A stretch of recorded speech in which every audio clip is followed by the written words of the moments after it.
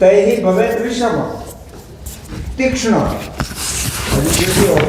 આપણી પાસે કોઈ પણ પ્રકારનું દોષોનું વિશેષ વર્ણન નથી કર્યું, તો પણ સીધું અષ્ટાંગ કાર્ય આપણને સીધા અગ્નિની અંદર આપી દીધા, અગ્નિ સમજાવવા માંડ્યા છે.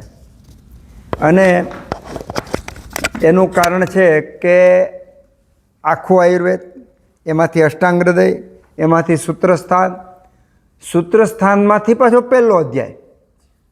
એટલે એક જેવી રીતે સૂર્યમાંથી કિરણો છૂટા પડે અને પૂરા વિશ્વને પ્રકાશિત કરે, એવી રીતનું અષ્ટાંગ હૃદયનો પહેલા અધ્યાય જો સમજી લેવામાં આવે તો પછી કાંઈ બહુ અઘરું પડશે નહીં.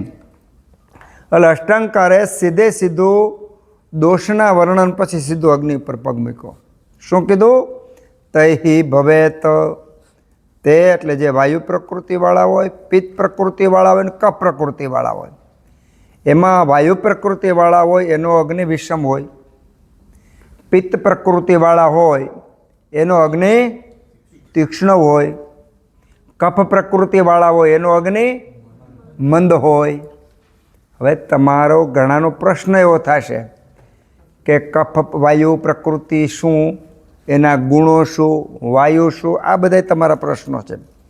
પિત્ત એટલે શું, પિત્તના ગુણો શું, પિત્ત પ્રકૃતિના લક્ષણો શું, શા માટે વધઘટ થાય, આ પ્રશ્નો છે. કફ એટલે શું, કફ પ્રકૃતિ એટલે શું, એના લક્ષણો શું હોય, આ આપણને પ્રશ્નો છે તમારા. એના કરતાંય તમારે પ્રશ્ન નથી એ થવો જોઈએ, એ પણ હું પ્રશ્ન કરું તમારો કે વાયુ, પિત્ત અને કફ એને આપણે દોષ ગણીએ છીએ. ખાંસી શરદી થઈ ગઈ એટલે કે આને કફ છે, એસિડિટી તો આપણે કે એને પિત્ત છે, ગેસને થતું હોય, હાંધાને દુખાવે તો આપણે કે એને વાયુ છે. તો આ દોષો વાયુ, પિત્ત અને કફ એ આપણા શરીરને રોગ કરે છે એવું આપણે સમજીએ છીએ. સાચું? વાયુ, પિત્ત અને કફ એ રોગ કરે છે એવું આપણે સમજીએ છીએ. આ માન્યતા બિલકુલ ખોટી છે, કારણ કે એ બગડે તો રોગ થાય. બાકી પ્રાકૃત હોય, વાયુ, પિત્ત, કફ જો પ્રાકૃત હોય તો એના બહુ ફાયદા હોય. એ પણ આપણે સ્ટેપ બાય સ્ટેપ જોઈશું. પણ અહીંયા આપણે 3 અગ્નિ, કયા અગ્નિ? વિષમ, તીક્ષ્ણ અને મંગ. તૈહિ ભવેત, તે જે વાયુ, પિત્ત અને કફ એના કારણે જે છે, તૈહિ ભવેત વિષમ, તીક્ષ્ણ, મંદશ્ચ અગ્નિ સમય સમઃ. વાયુને કારણે વિષમ થાય, પિત્તના કારણે તીક્ષ્ણ થાય, કફના કારણે મંદ થાય. સમય સમઃ, જો એ વાયુ, પિત્ત, કફ 3 સમ હોય તો અગ્નિ સમ થાય. પ્રશ્નો તમારા લખતા જજો કે વાયુ, પિત્ત, કફ એની પ્રકૃતિ, એના ગુણો, એ શા માટે વાયુ પ્રકૃતિ થાય છે, શા માટે પિત્ત પ્રકૃતિ થાય. સ્ટેપ બાય સ્ટેપ જ્યારે વાતો આવશે ત્યારે આના જવાબ ઓટોમેટિક મળી જશે. અત્યારે આપણે એક વિષયની ઉપર જો વાત કરવા જઈએ તો બીજા વિષય રહી જાય, એટલા માટે આ વિષયને આયા મૂકીને આપણે આગળ હાલતા થઈ જાય છે. સમયે આપણે એનું થોડું વિવરણ કરતા રહીશું. અગ્નિ કેટલા પ્રકારના? 4. વિષમ, તીક્ષ્ણ, મંદ અને સમ. તૈહિ ભવેત વિષમ, તીક્ષ્ણ, મંદશ્ચ અગ્નિ સમય સમઃ. જો 3 સમ હોય તો પાછો અગ્નિ સમ હોય. વાયુ, પિત્તમ, કફશ્ચેતિ ત્રયો દોષા સમાસત. વાયુ, પિત્ત અને કફ એ 3નો જે ક્રમ છે એ ક્રમ છેક સુધી ચાલવાનો છે. અહીંયા આપણે અગ્નિ 4 પ્રકારના જોયા. હજી આગળ જઈશું તો અગ્નિ 13 પ્રકારના, પંચમહાભૂત, 7 ધાત્વાગ્નિ, 1 જઠરાગ્નિ, એના અલગ અલગ વર્ણન પણ સ્ટેપ બાય સ્ટેપ આવશે. તો જઠરાગ્નિ ના પ્રકારો. હવે અહીંયા જે આપ્યા ને ખરેખર અગ્નિ 13 પ્રકારના. 13 પ્રકારના અગ્નિમાં એક અગ્નિ જઠરાગ્નિ છે. આ જઠરાગ્નિના 4 પ્રકારો આપ્યા. આ જઠરાગ્નિના 4 પ્રકારો આપ્યા. ધાત્વાગ્નિના અને ભૂતાગ્નિના અલગ. ખરેખર તો મિત્રો ખાલી અગ્નિ આવડી જાય, ખાલી અગ્નિ આવડી જાય ને તો બધું આવડી જાય, એટલો આ વિષય છે. એના માટે તમારે એક નક્કી કરવું જોઈશે. આખી રાત્રે બેન સવારે ઊભા થાય, વચ્ચે તમારે જે કાંઈ આનંદ કરવો 5-10 મિનિટનો આવે, પણ તો એક વિષયને બહુ ઊંડાણપૂર્વક લઈ જઈ શકાય. અને એના માટે દર 2 મહિને એક દિવસ નક્કી કરે કે આખી રાત આપણે સત્સંગ કરવાનો. કારણ કે અત્યારે 1 કલાકમાં 1 કે 2 મુદ્દા લઈને તમે છૂટા, 1 કે 2 મુદ્દા લઈને છૂટા, એ મુદ્દા ઉપર ઊંડા આપણે ચર્ચા કરી શકતા નથી. એટલે તમે નક્કી કરજો. બીજું, અલગ અલગ સેન્ટરમાંથી તમે આવો છો. ચીખલીથી આવો, બારડોલીથી આવો, નવસારીથી, અલગ અલગ જગ્યાએથી. તો બીજો હેતુ આપણો એ પણ હોવો જોઈએ કે આપણે શીખીએ છીએ તો આપણે બીજાને પણ શીખવાડીએ. એટલે દર 2 મહિને એક વખત નવસારીમાં અને દર 2 મહિને એક વખત ચીખલીમાં, એવી રીતે અલગ અલગ સેન્ટરમાં એક વખત 1 દિવસનો 2 કલાકનો સામાન્ય ક્લાસ રાખવાનો, કે જેના કારણે આપણે જ્યાં રહીએ છીએ ત્યાં આપણે એક, આજે તમે વર્તુળ તૈયાર કરશો તો 2 વર્ષે, 4 વર્ષે, 5 વર્ષે એક વર્તુળ તૈયાર થશે, ગ્રુપ તૈયાર થશે. અને આપણું મુખ્ય હેતુ છે લોકોને આયુર્વેદ અભિમુખ કરવા, લોકોને આયુર્વેદ અભિમુખ કરવા. એના માટે સાચી, સારી ને સિદ્ધાંતલક્ષી વાતો એના સુધી પહોંચાડવી, આ આપણો, મારો ને તમારો હેતુ છે. એટલા માટે આપણે ભેગા થયા છીએ. તૈહિ ભવેત વિષમ તીક્ષ્ણો મંદશ ચાગ્નિ સમય સમ. આ 4 પ્રકારના જઠરાગ્નિ છે. અગ્નિ નહીં બોલાય, 4 પ્રકારના જઠરાગ્નિ છે. હવે આ 4 પ્રકારના જઠરાગ્નિ છે ને, એવું શ્લોકમાં પાછું નથી. તૈહિ ભવેત વિષમ તીક્ષ્ણો મંદશ ચાગ્નિ સમય સમય. આ 4 પ્રકારના જઠરાગ્નિ છે એવું શ્લોકની અંદર નથી. વિવેચન કરનાર જે છે એ અષ્ટાંગકારનું જેણે વિવેચન કર્યું છે, એણે કીધું કે આ વર્ણન કોનું છે? જઠરાગ્નિનું છે. તૈહિ ભવેત વિષમ તીક્ષ્ણો મંદશ ચાગ્નિ સમય સમ. થોડો દાખલો લઈને પછી આપણે આગળ આવીએ. વિષમ અગ્નિ કોને કહેવાય? તીક્ષ્ણ અગ્નિ કોને કહેવાય? મંદ અગ્નિ કોને કહેવાય? અને સમ અગ્નિ કોને કહેવાય? તો વિષમ અગ્નિમાં ક્યારેક બહુ ભૂખ લાગે, ક્યારેક ઓછી ભૂખ લાગે, ક્યારેક ભારે વસ્તુ ખાધી હોય તો પચાવી જાય, અને ક્યારેક મગ જેવું હળવું ખાધું હોય તો પાચન ન થાય. આવો જે અગ્નિ હોય એને વિષમ અગ્નિ કહેવાય. વિષમ અગ્નિને તમે નક્કી નહીં કરી શકો કે આજે બપોરે ભૂખ લાગીને 3 લાડવા ખાઈ લીધા એટલે કાલ બપોરે 3 લાડવા ખાઈ શકાશે, એવું નક્કી નહીં કરી શકાય. અને થોડુંક આગળ હું કહી દઉં જરાક, તો કારણ કે વાયુઓ છે થોડું વર્ણન કરવું પડશે. કે પહેલાં તો વાયુ પ્રકૃતિવાળા છે ને બહુ જાજુ ખાઈ ન શકે. કારણ કે વાયુને કારણે એનો અગ્નિ જ ભયંકર વિષમ હોય. વાયુમાં બધું ટૂંકું ટૂંકું હોય, વાયુમાં બધું ટૂંકું હોય. એનો વિચાર ટૂંકો, એના મિત્રો ટૂંકા. એનો મિત્ર હોય ને લાંબો સમય, વાયુ પ્રકૃતિવાળો ને એનો મિત્ર આજીવનનો હોય. એ મિત્ર થોડી વાર બદલે રાખે, વિચારો બદલે રાખે, નિર્ણયો બદલે રાખે, બધું ટૂંકું ટૂંકું. એ કોઈ પણ કામ કરશે કામની શરૂઆત કરી નાખશે, પછી બંધ કર્યું, વળી બીજું કામ ચાલુ કરશે, વળી બંધ કરીને ત્રીજું કામ ચાલુ કરશે. બધું ટૂંકું ટૂંકું એનું. સ્વપ્ન ટૂંકા ટૂંકા. સ્વપ્ન આવે ને તરત જ પૂરું, સ્વપ્ન આવે ને તરત જ પૂરું. એ સ્વપ્નમાં એ વાયુ હોય, વાયુ હોય કેમ ઉડવું? એમ સ્વપ્નમાં ઉડવા માંડે. ખાટલા હોતો ઉડે, વિમાનને જેમ ઉડતો હોય. તો આ વાયુ પ્રકૃતિ. તો આવી પ્રકૃતિવાળા હોય, બધું એના ગુણો એ આગળ આવશે. એમાં તત્ર વૃક્ષ લઘુશી તે બધું આવશે. તો ગુણને અનુસારે સેજે સેજે એ વાયુ સ્થિર ન હોય, સ્થિર ન હોય, અગ્નિ સ્થિર ન રહેવા દે, એના કારણે એ વિષમ હોય છે. પછી બીજું તમે જોયું હશે એમાં અમારા સાહેબ આવ્યા છે ગોસ્વામી સાહેબ, એ કપિંગ કરે છે. કપિંગ કરે ને એટલે કપિંગની અંદર આગ કરે, દીવો કરે, દીવો કરે પછી કપિંગ કરે, જેવું કરે એટલે તરત આગ બુજાઈ જાય અને વેક્યુમ થઈ જાય. તો એનો અર્થ એવો કે આગને જલતી રાખવા માટે હવાની જરૂર છે. કપની અંદર હવા હતી ત્યાં સુધી દીવો રહ્યો, પછી ઠરી ગયો. તો આગને પ્રદીપ્ત રહેવા માટે વાયુની જરૂર છે. એટલે જ્યાં આમાં આપણે જઠરાગ્નિ કહીએ તો એમાં અગ્નિ એક જ નથી, એમાં વીંજણો નાખવાવાળો વાયુ ન હોય, પવન ન લાગે તો એ અગ્નિ પ્રદીપ્ત થાય જ નહીં, અગ્નિ હળગે જ નહીં. એટલે વાયુની ભૂમિકા તો છે જ. વાયુની ભૂમિકા તો છે જ, પિત્તની અગ્નિ તરીકે તો છે જ, પણ લાકડા વગર અગ્નિ શેનો પ્રગટાવો?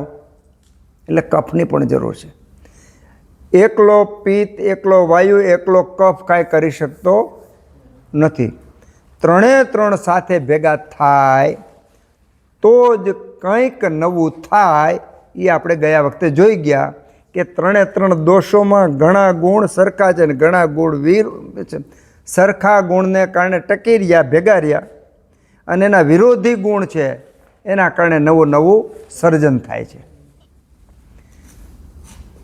તૈર ભવેત વિષમ, એટલા માટે વાયુ પ્રકૃતિ હોય એ વાયુ ઘડીક વધતો હોય, ઘડીક ઘટતો હોય, ઘડીક વધતો હોય, ક્યારેક ઘટતો હોય, ને વધારે વાયુ જાય તો અગ્નિ ઓલવાઈ જાય. મારે હમણાં એક પેશન્ટ આવ્યું હતું, 5 વર્ષથી એને ભૂખ જ નથી લાગી. મેં કીધું ભૂખ, એ કે 5 વર્ષથી તો ભૂખ લાગી જ નથી. મેં કીધું ખાવ તો કે 3 ટાઈમ ખાઈ છે. પાછા ડૉક્ટર પાછા 3 ટાઈમ ખાય છે. આ વિચાર કરી લ્યો, જેને અગ્નિ જ નથી એ વ્યક્તિ ખાય તો હવે તમે માની લો કે નીચે અગ્નિ જ ન હોય ને ઉપર ખીચડી મૂકો તો પાકે. એક બીજો સમજવા જેવો છે, તમે બહારનો ચૂલો, પહેલાં તો આ બહેનો ને ભાઈઓ બધાને એક વિનંતી કે 1 મહિનાની અંદર તમારે 5 વખત શેરીમાં, જંગલમાં ગમે ત્યાં ચૂલો હળગાવવાનો લાકડાથી. જો અગ્નિને શીખવો હોય તો જ અગ્નિ તમને આવડશે, બાકી અગ્નિ આવડવાનો નથી. આ અગ્નિ જઠરાગ્નિને શીખવો હોય તો પહેલાં બહારનો અગ્નિ ચૂલો હળગાવવો પડશે, એની ઉપર રસોઈ કરવી પડશે. જાતે રસોઈ કરશો તો તમને ખબર પડશે કે લાકડાનો રોલ શું છે, અગ્નિનો રોલ શું છે, હવાનો રોલ શું છે, પાત્રનો રોલ શું છે, અને અંદર નાખેલો દ્રવ્યનો રોલ શું છે, અંદર સાથે જે કાંઈ હોય અને સમયનો રોલ શું છે. તો ને માત્ર તો જ સમજાઈ જાય. કદાચ 10 વર્ષ સુધી ભાષણ સાંભળીએ, વાતો કરીએ, અગ્નિ કોઈ દી સમજાવવાનો નથી. એટલે 1 મહિનામાં ઓછામાં ઓછું 5 વખત, 1 મહિનામાં ઓછામાં ઓછું 5 વખત તમારે જાય દરેકે, નાના બાળકોએ પણ કરવાનું, બહેનોએ કરવાનું, ભાઈઓએ કરવાનું, અને જાતે ચૂલો બનાવવાનો, લાકડા વીણવાના, ગોઠવવાના, અગ્નિ પેટાવવાની અને કરવાનું. અને આ તો થયું અત્યારે સૂકા વાતાવરણમાં. અત્યારે તો બહુ હેલી રીતે ચૂલો બની જશે, પણ એ ચોમાસામાં શ્રાવણ ભાદરવો હોય, હેલાડું પડતું હોય, સૂકા લાકડા જ ન હોય, અને હોય તો એમાં ભેજ લાગી ગયો હોય, એ ભેગા કરી અને જે ચૂલો સળગાવી શકે ને એ માસ્ટર કહેવાય. અને એ અત્યારે આદિવાસી લકે તમે જુઓ તો ગમે એટલું હૂકો ને, આ મજૂરો હોય ને, હૂક જે લીલા હોય ને ભેજવાળા, પાણીવાળા, એ લાકડા ભેગા કરીને એનાથી રોટલા ઘડતા હોય. જોયા કોઈ દી તમે? મેં જોયા. વરસાદ પડતો હોય ને લાકડા વીણી આવે, વીણીએ ને એનાથી રોટલા ઘડે. લ્યો, એમ જેને અગ્નિ આવડી ગયું, અગ્નિનો નિયમ આવડી ગયો, અગ્નિનો સિદ્ધાંત આવડી ગયો, એ વૈદ જેવી રીતે ચાલુ વરસાદમાં ભીના લાકડાથી પણ રસોઈ પકાવી શકે, એ વૈદ ગમે એવા અસાધ્ય રોગ કહેવાતા હોય, વિપરીત કાળ હોય, વિપરીત અવસ્થા હોય અને દોષનું બેલેન્સ ન હોય, એને પણ એ સાજો કરી શકે. પણ મજૂરે પેઢી દર પેઢીથી એ કરતા એવા છે ત્યારે એને આવડ્યું છે. તમને નહીં આવડે. તમને તો ભેજવાળી દિવાળી દે તોય નહીં મેળ પડે. લાકડાની જ ક્યાં વાત કરો છો? તો આયુર્વેદની યાત્રા આ એક જીવનની યાત્રા નથી. મેં તમને પહેલી વખત જ કીધું છે. આ તો યુનિવર્સિટીમાં અભ્યાસક્રમ મૂકી દેવામાં આવ્યો છે. એક વ્યવસ્થાનું માટે જ છે, બાકી વિશેષ કાંઈ નથી. તો તૈર ભવેત વિષમ, વાયુને કારણે વિષમ અગ્નિ થાય છે. કારણ કે વાયુ પોતે વિષમ હોય છે. જ્યારે અગ્નિ પ્રદીપ થાય જઠરાગ્નિ, ત્યારે વાયુ ઘડીક વધે ઘડીક ઘટે, ઘડીક વધે ઘડીક ઘટે. એના પરિણામે અગ્નિ છે ઇમ્બેલેન્સ થાય છે. તીક્ષ્ણ. હવે શા માટે વિષમ, શા માટે તીક્ષ્ણ, શા માટે મંદ, એ જ્યારે વાયુ પિત્ત કફના ગુણો આવશે એની પ્રકૃતિ, ત્યારે આપણે થોડુંક વિશેષ વિસ્તારથી વાતો કરીશું. વિષમ તીક્ષ્ણ. તીક્ષ્ણ કોના કારણે હોય? પિત્તના કારણે. હજી તો તમને પિત્ત શું છે ખબર નથી, પિત્તના ગુણો શું છે ખબર નથી, પિત્ત પ્રકૃતિ શું છે ખબર નથી. છતાંય સીધે સીધું અષ્ટાંગ કાર્ય, જેવી રીતે નાનું બાળક હોય એને સીધું સાઇન થીટા કોસ થીટા શીખવાડવા માંડે તો એને ભમરડી ચકડી આવી જાય, એવી રીતનું અત્યારે આ પહેલાં બીજા વર્ગમાં સીધે સીધા એની અગ્નિઓના પ્રકાર આવી ગયા, જઠરાગ્નિના અગ્નિ આવી ગયા. તો તમારે સમજી લેવાનું કે એણે સાગરને ગાગરમાં, ગાગરને લોટામાં, ટબુડીમાં ભરવા માટેનો પ્રયત્ન કર્યો છે. એટલા માટે આવું ભારરૂપ છે. એની જગ્યાએ તો આપણે ચરક સંહિતા લ્યો, સુશ્રુત સંહિતા, ધીમે ધીમે ધીમે સ્ટેપ બાય સ્ટેપ એવું આવેલું જાય કે ખબર ન પડે અને આપણે કેટલું ઘણું બધું શીખી જાય. તો તૈર ભવેત વિષમ તીક્ષ્ણ. પિત્ત પ્રકૃતિવાળા હોય એનો અગ્નિ તીક્ષ્ણ હોય. કારણ કે પિત્તની અંદર, પિત્ત પ્રકૃતિવાળામાં બધા ગુણો એવા છે કે જે ગરમીને વધારનાર છે. પ્રક્રિયાઓ, રાસાયણિક પ્રક્રિયાઓ વધારનારા છે. એના કારણે એ અગ્નિ તીક્ષ્ણ છે. પછી કફને કારણે મંદ અગ્નિ. હવે ઓલી વાયુ પ્રકૃતિની વાત કરી, બે પાંચ વાક્યોમાં પિત્તની પણ વાત કરી નાખીએ. તમને ખબર જ છે, પિત્ત પ્રકૃતિવાળા હોય લાલ ટાંડા જેવા હોય, તડકે જાય તો મોઢું બધું લાલ થઈ જાય, ગુસ્સો વધારે કરતા હોય, વાત વાતમાં ઉશ્કેરાઈ જતા હોય, એસિડિટી, બળતરા એવા એના પ્રોબ્લેમ હોય, કામ થોડુંક કરે થાક વધારે લાગતા હોય, એમાં એનું કયું ન થાય તો હા કાળગી મળે, ધાર્યું થવું જોઈએ. અને પિત્ત પ્રકૃતિ, જો પૂર્ણ પિત્ત પ્રકૃતિ હોય, એટલે પિત્ત વિકૃતના હું વાતો કરું છું, પ્રાકૃતની વાત નથી કરતો. પિત્ત વધારે હોય, વાયુ વધારે હોય, કફ વધારે હોય, એની વાત કરું છું. તો પિત્તવાળા હોય તો સામાન્ય રીતે એ સક્ષમ, નિર્ણાયક હોય. હું જે બોલું મેં જે નિર્ણય કર્યો એ પ્રમાણે થવું જોઈએ. પિત્ત પ્રકૃતિવાળા હોય તો એના વાળ પીંગળા હોય, આંખો લાલ હોય, પેશાબ પીળો ઉતરતો હોય મોટા ભાગે. પિત્ત પ્રકૃતિવાળા હોય તેને સ્વપ્ન છે, આગના સ્વપ્ન આવતા હોય, ઝઘડાના ગુસ્સાના સ્વપ્ન આવતા હોય, અતિ દેદીપ્યમાન પ્રકાશમાન વસ્તુ જોતા હોય એના સ્વપ્ન આવતા હોય, અથવા અંધકારમાંથી પ્રકાશમાં પ્રવેશ કરતા હોય આવા બધા સ્વપ્ન આવતા હોય. તો આ બધા પિત્ત પ્રકૃતિના લક્ષણો છે. તો પિત્ત પ્રકૃતિવાળા હોય તો એને સામાન્ય રીતે ખાટું તીખું વધારે ભાવતું હોય, એના કારણે એની એ દોષ વધારે પેલો થતો હોય. નિયમ બે છે, વિરુદ્ધ અને સમ. એક તો તમારા શરીરને જે જરૂર છે એ ભાવે. દાખલા તરીકે બહેનોને માસિક આવે ત્યારે લોહીની ઉણપના આવવાને કારણે ખાટા પદાર્થોની અંદર લોહ તત્વ વધારે હોવાને કારણે, અથવા ખાટા પદાર્થો છે એ એવી પ્રક્રિયાને અંતે લોહ વધારે બનાવે, એના કારણે ધર્મમાં હોય એ બહેનોને ખાટું ખાવાની ઈચ્છા થાય. આ એના શરીરની જરૂરિયાત છે. એટલે પણ ડાયાબિટીસવાળા છે એને ગળપણ ખાવાની મનાય છે, છતાં ગળ્યું ખાવાની વધારે ઈચ્છા થાય છે.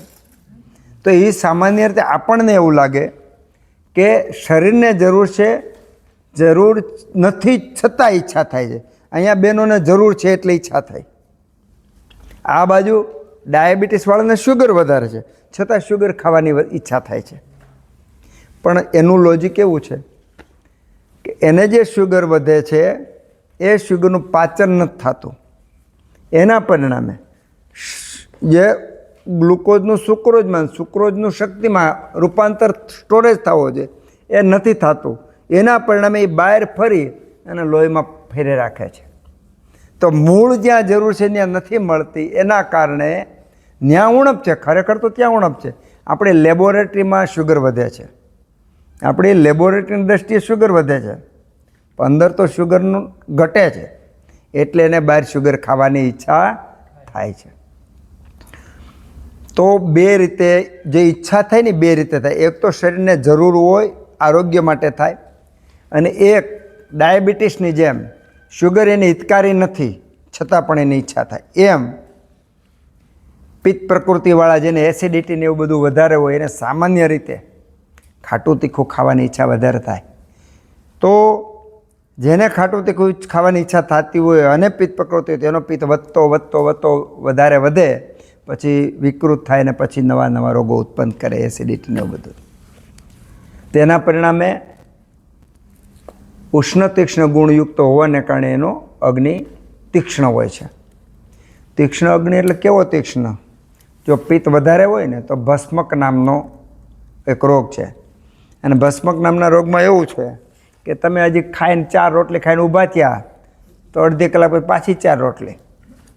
મેં ખુદે જોયેલું છે. અમારા ગામનો એક બ્રાહ્મણ, અમે સ્વામિનારાયણ મંદિરે આખો શ્રાવણ મહિનો સૂતા, ત્યાંથી દેખાય ફાનસ લઈને રાતે 4 વાર ખાય ભસ્મક. એનું શરીર પાછું દુબલું પટલું હાવ, અને ખાવાનું સતત, કારણ કે ના ખાઈ ભસ્મ જ થઈ જાય.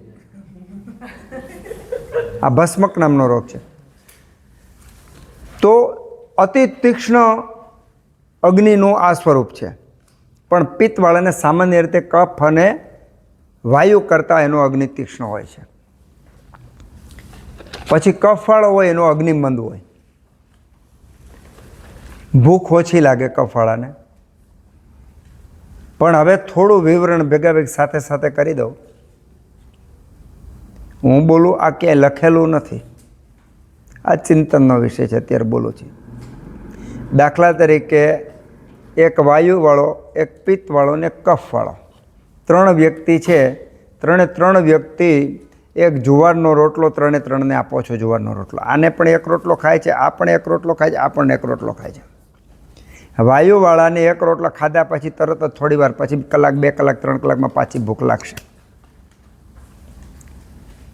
પિત્તવાળાને એનાથી થોડી વધારે સમય પછી ભૂખ લાગશે, અને કફવાળાને 1 રોટલો ખાધા પછી સાંજ સુધી ભૂખ લાગશે નહીં.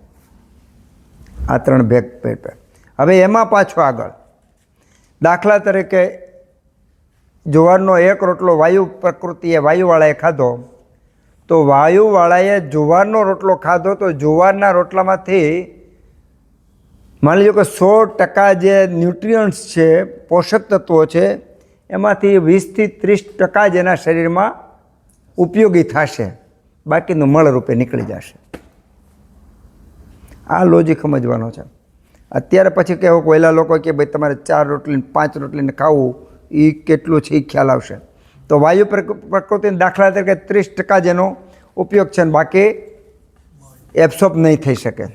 પિત્તવાળાને 50 થી 60% થશે, જ્યારે કફ પ્રકૃતિવાળાને 80 થી 90% એનો ઉપયોગ થશે. એના પરિણામે એક બાજરાનો રોટલો ખાવા છતાં વાયુ પ્રકૃતિવાળી જલ્દી થાકી જાય છે, પિત્ત પ્રકૃતિવાળી જલ્દી થાકતી નથી. અને કફવાળાને તો જેમ કામ કરે એમ મજા આવે. કફવાળા હોય એને અડધી કલાક કામ કરે ને પછી તેને એનું એન્જિન ગરમ થાય ને પછી તો એને મજા આવે. તો આ ભેદ અગ્નિને કારણે પીડા, પ્રકૃતિને કારણે પીડા છે. તો મંદ અગ્નિ કફનો થવાનું કારણ કે એના બધા ગુણો એવા છે કે જે વાયુને વધવા નથી દેતા. હવે સામે વાયુ જો વધારે હોય તો આના અગ્નિના ગુણોને વધારે. બીજું, કફના પોતાના ગુણો પણ બધાય અગ્નિ કરતાં અલગ છે, પિત્ત કરતાં અલગ છે. માની લો કે આમાં ગુરુ ગુણ છે, તો આમાં લઘુ ગુણ છે, આમાં શીત છે, તો આમાં ઉષ્ણ છે. તો એના કારણે અગ્નિને જેટલા પ્રમાણમાં અગ્નિ છે એ અગ્નિ, દાખલા તરીકે અગ્નિ છે તો અગ્નિ પિત્ત, જો એને વાયુ મળશે ને તો અગ્નિ મોટો થઈ જાય, પણ વાયુ વધઘટ થાય છે એટલે વિષમ થઈ ગયો. એ જ પિત્ત અગ્નિ પિત્ત હોય છે ત્યારે એની જેટલું પિત્ત છે એના પ્રમાણમાં અગ્નિ તીક્ષ્ણ રહેશે. એની જ જગ્યાએ વાયુ કફમાં અગ્નિ હોય એના કરતાં દબાઈ જાય, કારણ કે કફમાં બધા ગુણો પિત્તના વિરોધી આપણને મળે છે. એક સ્નેહ દ્રવ્ય જે સ્નેહ પિત્તમાંય છે એ કામાય છે, પણ અગ્નિ અને પિત્ત એક નથી. અગ્નિમાં સ્નેહ ગુણ છે, પિત્તમાં વૃક્ષ ગુણ છે.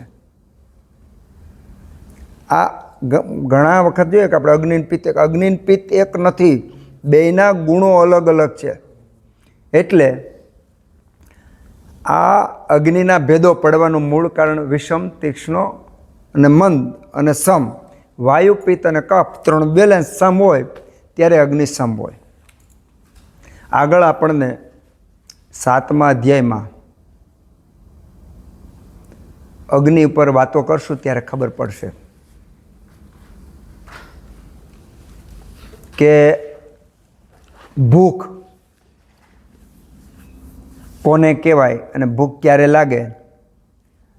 તો અત્યારે 1 લાખ વ્યક્તિ ભોજન લે છે, 1 લાખ વ્યક્તિ જમતા હોય, એમાંથી એક પણ વ્યક્તિ ભૂખનો જે કાળ છે એ કાળ વખતે જે લક્ષણો છે એ કાળ અને લક્ષણો પ્રાપ્ત થયા વગર જમે છે, એના પરિણામે બધા રોગી થાય, બીમાર થાય છે. આવા અભ્યાસને પરિણામે ફાયદો એ થશે કે કમસે કમ આપણને ખબર તો પડશે કે રોગ શા માટે આપણામાં આવ્યો. આપણે ભૂલ કરીએ, આમ પબ્લિકને તો એ ખબર નથી કે રોગ શા માટે આવ્યો, એને તો બધું અકસ્માત જ લાગે છે. કારણ કે એને ગામડેથી આવ્યો હોય, જેને સાઈડનું ભાન જ ન હોય, લાલ લીલી લાઇટનું ભાન જ ન હોય, તો એને તેમ થાય આ મારે ભટકાણો પણ નથી ભટકાણો, તું રોંગ સાઈડમાં ગયો છો. એમ જ્યારે રોગો મોટા થશે ત્યારે જેને જ્ઞાન છે એને ખબર પડશે કે મારે વાયુ, પિત્ત કે કફ કયા રોગનું મેં વધે એવું સેવન કર્યું છે, એને પણ કમસે કમ તો ભાન થશે. ભાન થાય ને તો પણ ખરું. એક પહેલું પગથિયું એવું છે કે કમસે કમ આપણે પહેલી કડી તો જાણી શક્યા કે અગ્નિ પાચન શા માટે વધઘટ થયું છે. તો તૈ ભવેત વિષમ, તીક્ષ્ણ, મંદ ચાગ્નેય સમય સમહમ. અને ત્રણેય દોષ જ્યારે સમ હોય ત્યારે સમ અગ્નિ હોય. હવે 3 દોષ સમ હોય એવું મળે કે ન મળે, હજારો લાખો વર્ષોએ કદાચ એક કોઈ પુરુષ કદાચ જન્મે સમવાળો, પણ એ સમ હોય કે ન હોય એનું કારણ છે કે જ્યારે માતાના ગર્ભાશયની અંદર ગર્ભનું સ્થાપન થાય એ વખતે માતા અને પિતા એ બેયની પ્રકૃતિ, એ બેની શરીરની પ્રકૃતિ, મનની પ્રકૃતિ અને એના આત્માની યાત્રા, હવે એના પરિણામે જે શુક્ર અને આર્તવ એનો જે સંયોગ થાય છે એ વખતે માતા, સ્ત્રી, પુરુષ,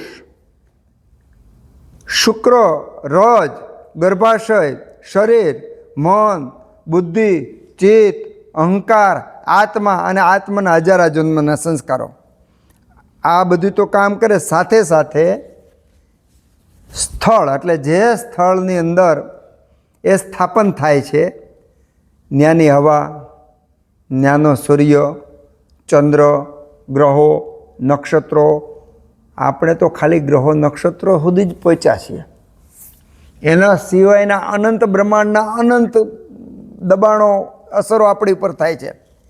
તો આ બધી અસરો સેકન્ડના માઇક્રો ભાગમાં સતત પરિવર્તનશીલ છે. સતત આપણે તો બોલીએ તો એમ થાય કે આપણે તો પ્રવાહિત એક ધારું બોલીએ છીએ, પણ એનો ગ્રાફ જ્યારે આ લોકો મ્યુઝિક સિસ્ટમવાળા હોય ને એમાં જોઈએ તો ખબર પડે કે આપણે બોલીએ છીએ એના તરંગો વધઘટ સતત થઈ રાખે છે. એમ સમયની ક્ષણે ક્ષણ 1 સેકન્ડના માઇક્રો પાર્ટમાં સતત પરિવર્તન અલગ અલગ છે બધાને. એટલા માટે વિકારો નામ હિ પુરુષ, જે આ પુરુષનું સર્જન થયું છે એ વિકારથી થયું છે. વાયુ પિત્ત કફ બરાબર સમ હોય, બેલેન્સ હોય, બધી રીતે હોય ને તો નિર્માણ ન થાય. તો વિકારને કારણે, એની વધઘટને કારણે જ પુરુષનું નિર્માણ થયું, પુરુષનો વિકાસ થયો, જન્મને બધું એના કારણે થયું. એટલા માટે વિકાર શબ્દ વાપર્યો છે. એટલા માટે કોઈ પણ વ્યક્તિ સતત નિરોગી હોતું નથી. સતત નિરોગી હોતું નથી. જેવી રીતે આપણે બાઇક લઈને જતા હોય તો તમે સ્થિર હેન્ડલ રાખીને ચલાવી ન શકો. પણ તમારો પ્રશ્ન પાછો થાય કે સાહેબ આપણે ટ્રેનમાં જતા હોય, ટ્રેનના વાળે એને ક્યાં વળે ઓલું ફેરફાર કરવો પડે છે, પણ એમાં એનો પોતાને કંટ્રોલ નથી કરવો પડતો. એ ન કરવો પડે એવી આખી સિસ્ટમ જ અલગ ડેવલપ કરી છે. ટ્રેનની સિસ્ટમ જ આખી એવી અલગ ડેવલપ કરી છે કે એને પાટાને કંટ્રોલ થઈ અને ચાલુ પડે એવી કરી છે. તો બાઇકવાળો કે 4-વ્હીલવાળો સ્થિર રહીને જઈ નથી શકતો. એવી રીતે વાયુ પિત્ત કફ સ્થિર નથી રહી શકતા, કારણ કે એના દ્વારા બનેલું આ વિકાર, આ શરીર, એમાં સતત પરિવર્તન ચાલુ છે. સતત પરિવર્તન ચાલુ છે. તમારો વિચાર સતત બદલાયેલ છે. આપણે એક જ વ્યક્તિ હોવા છતાં 1 મિનિટ પણ એક વિચાર સ્થિર હોતો નથી. એક વિચાર ઉત્પન્ન થયો એમાં જેટલી સઘનતા, જેટલું પહેલું હતું એ જ એ સેકન્ડ, એ 1 મિનિટની પહેલી સેકન્ડ, બીજી સેકન્ડ, એમાં એના ભાવ બદલતા જાય. તો સતત જો એ બદલાવ આવતો હોય, સતત પરિવર્તન આવતું હોય તો સ્થિર રહેવું શક્ય જ નથી. તો ફરીવાર પાછો પ્રશ્ન થાય કે તો આરોગ્ય માટે કરવું શું? જેવી રીતે કસરત કરીને શરીરને મજબૂત બનાવી શકાય છે, વિચારોને કોઈ વસ્તુમાં, મંત્રમાં, કામમાં પરોવીને મનને સ્થિર કરી શકાય છે. એમ અભ્યાસથી આપણે નિરોગી થઈ શકીએ. સતત અભ્યાસથી. એ પાછું સતત અભ્યાસથી. તમે ડૉક્ટર પાસે ગયા, ડૉક્ટરે નિદાન કર્યું, તમને દવા આપી દીધી, તમે સાજા થઈ ગયા, એ સાચું આરોગ્ય નથી. સાચું આરોગ્ય તો એ છે કે સતત અભ્યાસ, આપણે સતત આપણા શરીરનો અભ્યાસ રાખીએ, એ જ સાચું નિદાન છે, એ જ સાચી સારવાર છે. એટલે સમય સમહ, આ તો એક સમ કીધું, પણ આ સમ પ્રકૃતિ, સમ અગ્નિ. સમ પ્રકૃતિ ન મળે તો સમ અગ્નિ નથી હોતો. પણ જ્યારે કોઈમાં કપ પ્રકૃતિવાળામાં પણ ક્યારેક વાયુ વધે, ત્યારે કપ પ્રકૃતિમાં વાયુની વૃદ્ધિ હોય ત્યારે એનો અગ્નિ વિષમ હોય. કપ પ્રકૃતિવાળો હોય અને એનો પિત્ત વૃદ્ધિ હોય ત્યારે એનો અગ્નિ તીક્ષ્ણ હોય. વાયુ પ્રકૃતિ હોય એમાં કફ વૃદ્ધિ હોય ત્યારે એનો અગ્નિ મંદ હોય. પિત્ત પ્રકૃતિ હોય અને એમાં કફની વૃદ્ધિ હોય ત્યારે એનો અગ્નિ મંદ હોય. એવી રીતે પ્રકૃતિની અંદર કયો દોષ ક્યારે પ્રધાન છે એ પ્રમાણે અગ્નિ વધઘટ થઈ શકતો હોય છે, એના સ્ટેજ બદલાતા હોય છે. એટલે અગ્નિનું ગણતરી અંશાંશ કલ્પના ઉપર વિશેષ કામ કરવાથી સૂક્ષ્મથી સૂક્ષ્મ લેવલે એની ઉપર જઈ શકાય છે. એ આગળના અગ્નિ ઉપર આપણે જોઈશું. તૈશ્ચ તિસ્ર પ્રકૃતયો, 3 પ્રકૃતિ છે, તૈર ભવેત વિષમ તીક્ષ્ણ મંદશ્ચાગ્નિ સમય સમહ. આ મંદ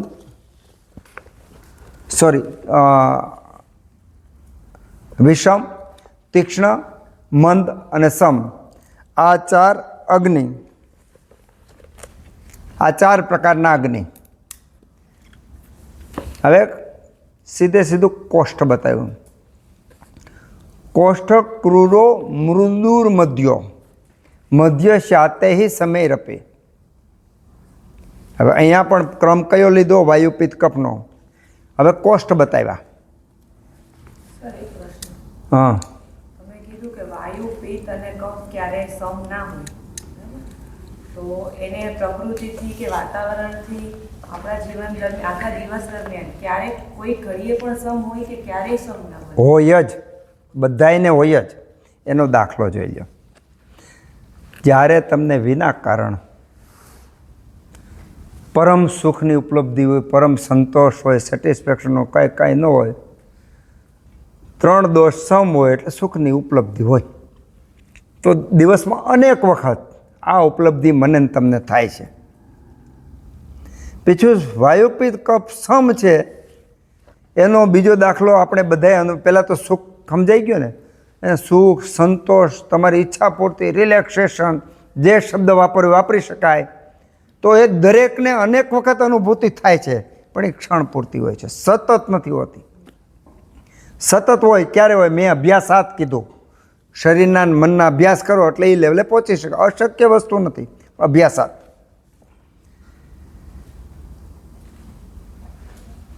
તો આજે બીજો દાખલો એ લઈ શકાય કે ઘણી વખત તમે ખાલી વિચારતા હોય ને એવી ઘટના ઘટે. તમે ખાલી વિચારતા હોય એવી ઘટના ઘટે. અથવા તમે હજી કોઈને યાદ કરતા હોય તો એનો ફોન આવે કે તમને એ સમય યાદ કરતો હોય.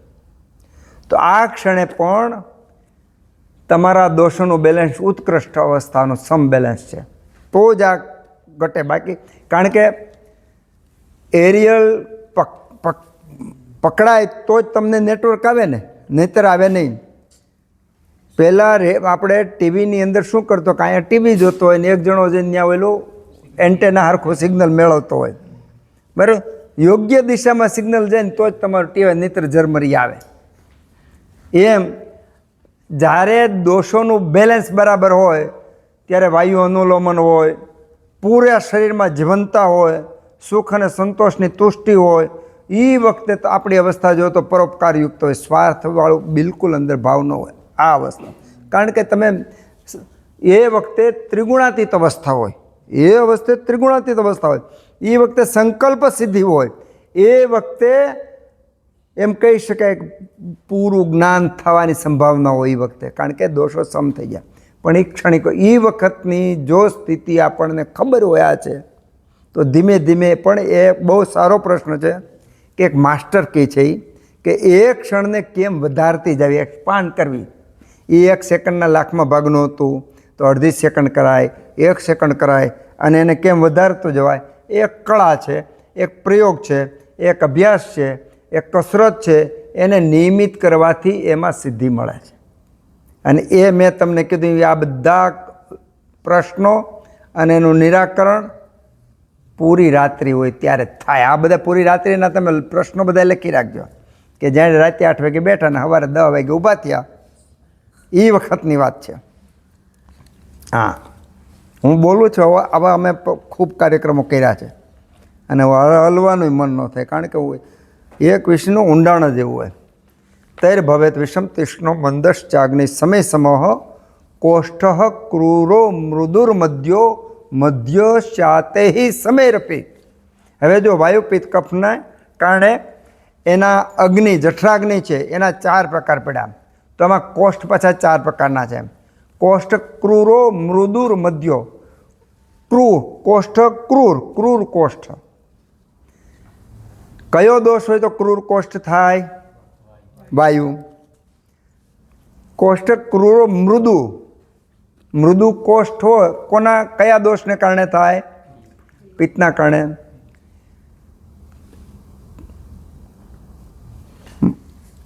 કોષ્ઠ ક્રૂરો મૃદુ અને મધ્ય કોનાથી થાય? કફથી. મધ્ય શાતે સમેરપે. અહીંયા પણ 4 પ્રકારના કોષ્ઠ કીધા છે.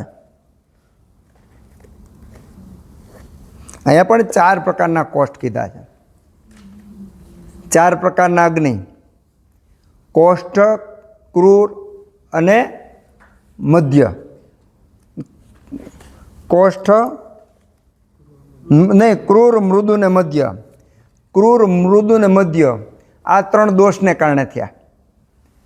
જ્યારે વાયુ પ્રધાન કે વાયુ પ્રકૃતિવાળો હોય તો એનો ક્રૂર કોષ્ઠ હોય, પિત્ત પ્રકૃતિવાળો હોય તો એનો મૃદુ કોષ્ઠ હોય, કફ પ્રકૃતિવાળો હોય તો એનો મધ્ય કોષ્ઠ હોય.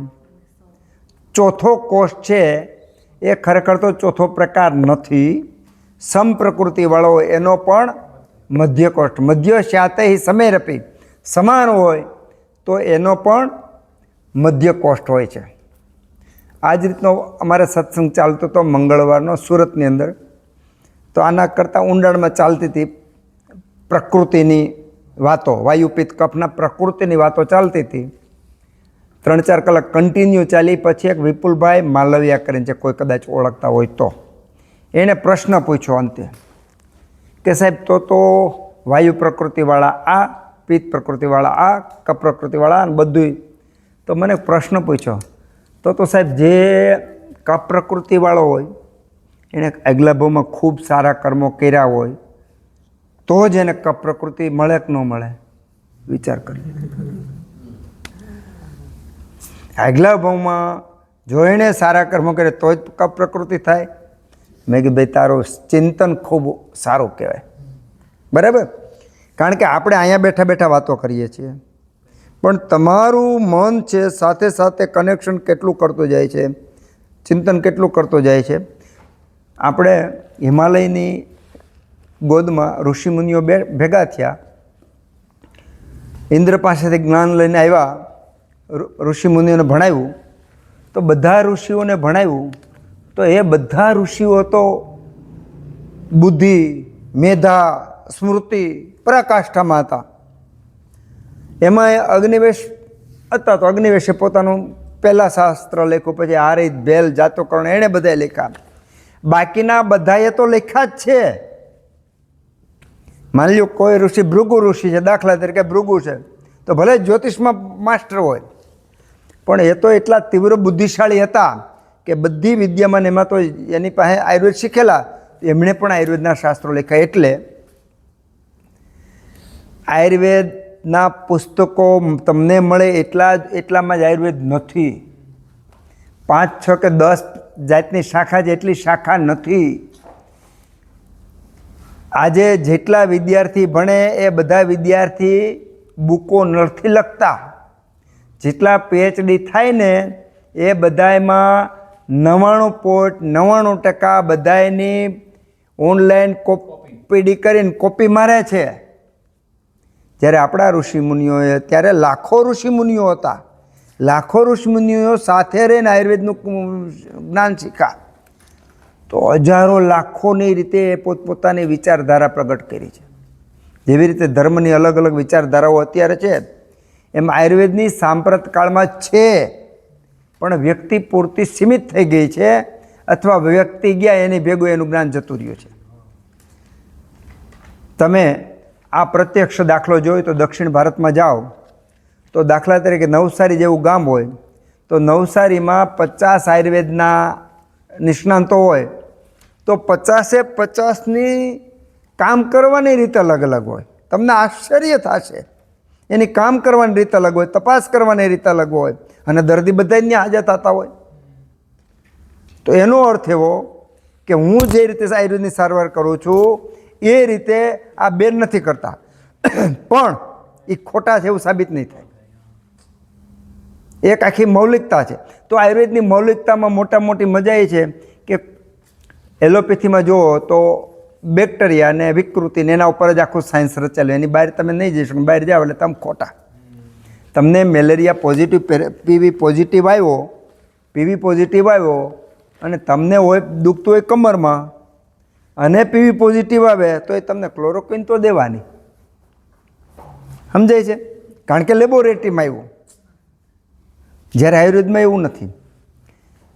4 જણાને માની લો કે મેલેરિયા પીવી પોઝિટિવ આવ્યા એમાંથી એકને જ સિમ્ટમ્સ છે, લક્ષણ છે, ત્રણને નથી તો એના લેવલ તો ચારે ક્લોરોક્વિન આપવાની છે. અને એ સાઈડ ઇફેક્ટ આપણે જોઈ છે કોરોનામાં. કોરોના પોઝિટિવ આવ્યું એટલે બધાને આપી દે. કઈ દવા સાહેબ આપે? હે? હા, બધાને આપી દેવાના. તો જરૂર હતી એકને, આપી 50ને, તો 49 છે એની સાઈડ ઇફેક્ટમાંથી પીડાવા માંડ્યા. એકને જરૂરી જ હતું, એને સારું, એકના માટે ખોટું નથી, પણ ત્યાં એવો વિભાગ નથી. ટીબી છે તો ટીબી પોઝિટિવ હોય, પછી સિમ્ટમ્સ છે કે ને ટીબી પોઝિટિવ, તમારે કોર્સ કરી નાખવાનો, કરી નાખવાનો. જ્યારે આયુર્વેદની અંદર તો ઋષિમુનિઓએ અલગ અલગ પોતાની બુદ્ધિથી આયુર્વેદનું ગ્રહણ કર્યું અને સુશ્રુતે સર્જરીનો વિકાસ કર્યો, ચરકે ચિકિત્સાનો વિકાસ કર્યો, ભાવ પ્રકાશે અલગથી આખી ધારા ચાલુ કરી પોતપોતાની. તો આ રીતની આખી આયુર્વેદની જે પરંપરા છે, મૌલિક પરંપરા છે. અને ચરક સંહિતામાં તો એવું કીધું છે, આ ગ્રંથમાં આવડો ગ્રંથ આપ્યો તોય કે અહીંયા જે આપ્યું છે એ માત્ર અંગુલી નિર્દેશ છે. અહીંયા જે આપ્યું છે એ માત્ર અંગુલી નિર્દેશ છે. વૈદ્ય પોતાની બુદ્ધિથી પોતાની રીતે વાયુ દોષ કાળ અવસ્થા જોઈ અને નિર્ણય લેવો. કોષ્ઠ ક્રૂરો મૃદુર મધ્યો મધ્ય શાતે સમેરપી. આની રીતે 4 પ્રકારના કોષ્ઠ બને, પણ 3 પ્રકારના જ છે. કારણ કે ક્રૂર, મૃદુ અને મધ્ય, જ્યારે 3 દોષ સમ હોય ત્યારે પણ મધ્ય. હવે કોષ્ઠ ક્રૂર શા માટે થાય?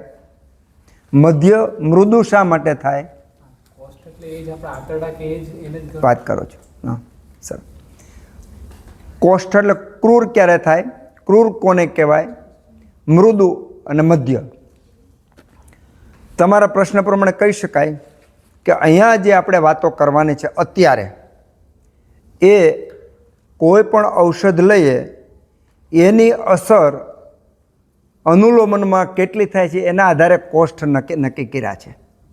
દાખલા તરીકે હરડે લીધી, દૂધ પીધું, દ્રાક્ષ ખાધી, શેરડીનો રસ ખાધો, ત્રિવૃત પીધી, પછી આકડાનું દૂધ પીધું, થોરનું દૂધ પીધું, જયપાલ કે દંતી લીધા, તો આ શું કામ કરે છે? એ અગ્નિ સાથે ભળી અને વાયુના અનુલોમનનું, વિરેચનનું કેટલા પ્રમાણમાં કામ કરે છે એના આધારે આ કોષ્ઠના પ્રકારો પડ્યા.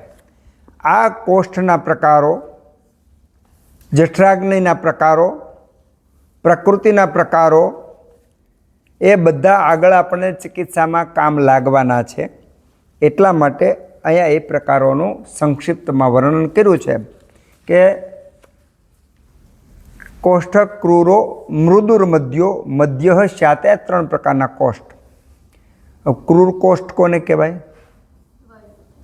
વાયુ પ્રકૃતિવાળા હોય એને ક્રૂર કોષ્ઠ હોય, પિત્ત પ્રકૃતિવાળા હોય એને મૃદુ કોષ્ઠ હોય, કફ પ્રકૃતિવાળો એને મધ્ય કોષ્ઠ હોય, સમ પ્રકૃતિવાળો એને મધ્ય કોષ્ઠ હોય.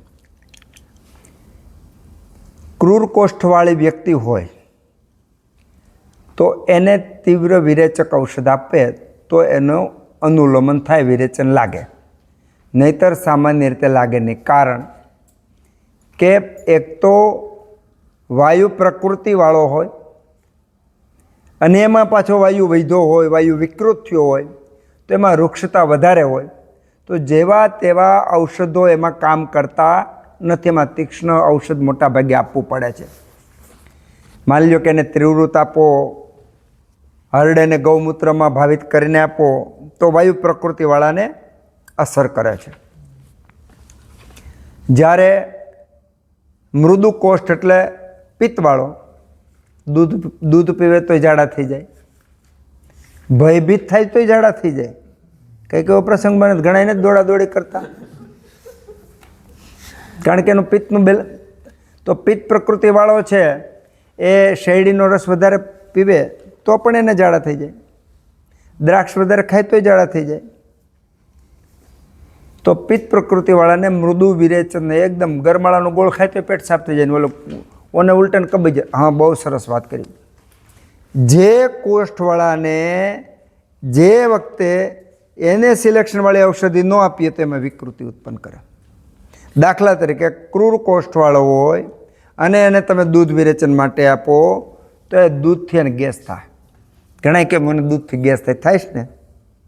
તો જેનો વાયુ બગડેલો છે, જેનો વાયુ વિકૃત છે, જેની પ્રકૃતિવાદ પ્રકૃતિ છે, એ વ્યક્તિને એવું વિરેચન આપવાનું જેમાં સ્નિગ્ધતા હોય, કારણ કે વૃક્ષતા વધારે એમાં સ્નિગ્ધતા હોય, એમાં તીક્ષ્ણતા હોય, એમાં ઉષ્ણતા હોય, એવું ઔષધ આપો તો જ એ, કારણ કે વાયુ બહુ બગડેલો છે. હવે આપણે તમારી આજુબાજુમાં કૂતરા ઘણા રખડતા છે. અમુક કૂતરા એવો હોય ને કે તમારે લાકડી લઈને નીકળો તો જ મેળ પડે, બાકી ન મેળ પડે. અને અમુકને ન વાંધો આવે. અમુક છોકરા એવા હોય બહુ તોફાન હોય, એકાદ આમ કરો તો જ એ આમ કંટ્રોલ થાય, બાકી કંટ્રોલ ન થાય. એમ વાયુ ધીમા ધીમા ઔષધો આપો તો એ કામ નહીં કરે, કારણ કે પોતે બગડેલો, પોતાના ગુણવાળો, લક્ષણો વધારે વિકૃત છે. અને એ પાછું આ સ્થાન વાયુનું છે. જે મોટું આંતરડું છે એ વાયુનું સ્થાન છે. એટલે ત્યાં વાયુનો બધી રીતે વૃદ્ધિ થયેલી છે. એટલે નાનું સૂનું ઔષધ ત્યાં કામ કરે. એમાં ઉષ્ણ, તીક્ષ્ણ, સ્નિગ્ધ આ ગુણોથી ભરપૂર હોવું જોઈએ તો જ કામ કરશે, બાકી કામ કરશે નહીં. તો એક ક્રૂર કોષ્ઠ વાયુનો, મૃદુ કોષ્ઠ પિત્તનો. પિત્તનો મૃદુ કોષ્ઠ એટલા માટે છે કે પિત્તમાં અગ્નિ તીક્ષ્ણ હોય છે. એટલે જે કોઈ ઔષધ તમે નાખો, જે કોઈ ખોરાક નાખો, એનું પાચન તરત થઈ જાય છે. પણ એમાં સ્નિગ્ધ ગુણ પણ છે પિત્તમાં. પિત્તમ સહસ્ને તીક્ષ્ણ ઉષ્ણ લઘુ વિશ્રમ સરમ દ્રવમ. હવે સર થવું, નીચે વહેવું, એનો પ્રભાવ છે, સહજ છે. તો એનો પ્રભાવ તો છે જ. એમાં સરગુણ વધે એવા તમે ઔષધો આપો છો તો બહુ ઇઝીલી હળવા એવા મૃદુ ઔષધથી પણ એને ઝાડા થઈ જાય. એના પછી આપણે જઈએ તો કફ.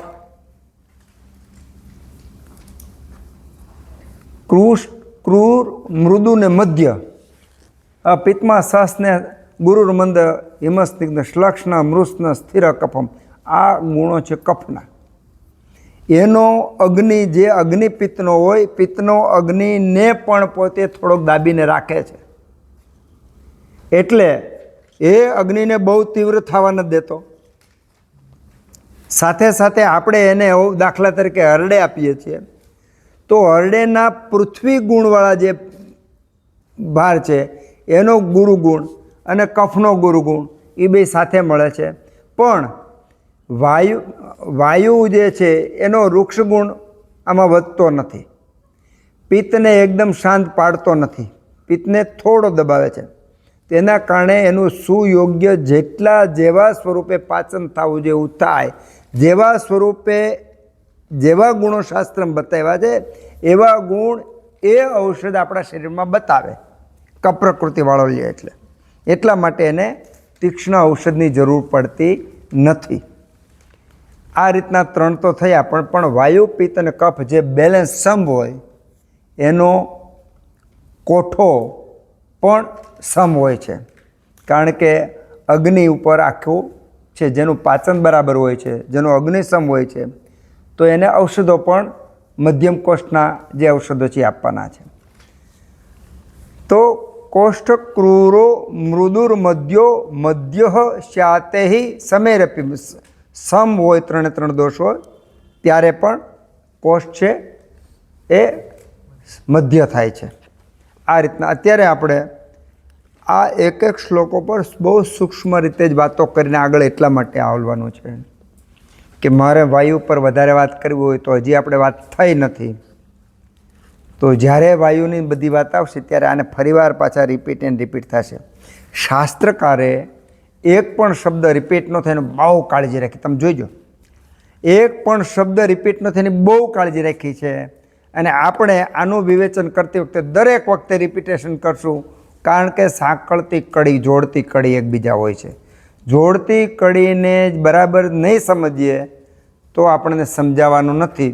એટલે પુનરુક્તિ દોષ ન લાગે એવું શાસ્ત્રકારે ધ્યાન રાખ્યું છે.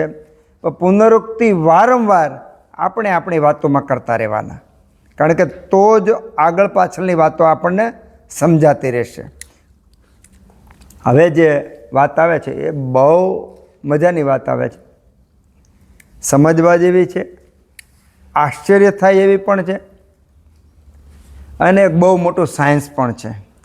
શુક્રાર્તવસ્થૈર જન્માદવ વિષણેવ વિષક્રિમે તશ્ચ તિસ્ર પ્રકૃતયો હિન્ન મધ્યોત્તમા પૃથક